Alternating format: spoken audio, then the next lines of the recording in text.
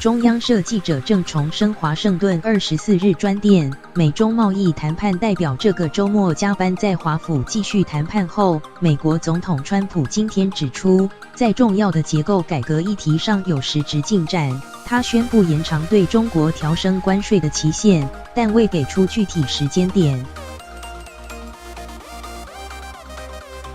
美国暂缓对中国2000亿美元商品调升关税，从10%到25%的大限将于3月1日到期。到期前夕，美中之间密集磋商。中国国务院副总理刘鹤不但1个月内2度造访华府，中方谈判代表团还比原定时间多留2天，这个周末继续和美方谈判。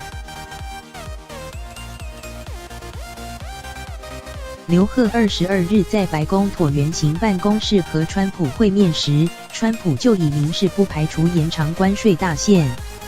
而在美中双方这个周末持续协商后，他稍早透过推特发文指出，这是个对美国及中国都非常好的周末。他很高兴向外界报告，美国与中国的贸易谈判在重要的结构性议题，包括智慧财产权保护、技术转移、农业、服务业、货币及许多议题上取得实质进展。基于这些非常有成效的会谈，我将展延3月1日后对中国调升关税的期限。不过，川普并未明确指出延期的时间有多久。川普还说，双方还可能有其他进展，因此美中双方将开始规划川习会在海湖庄园举行，由他及习近平完成美中贸易协定。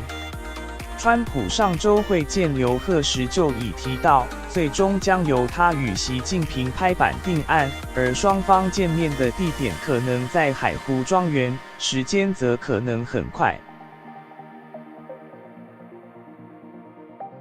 编辑高兆芬，1080225。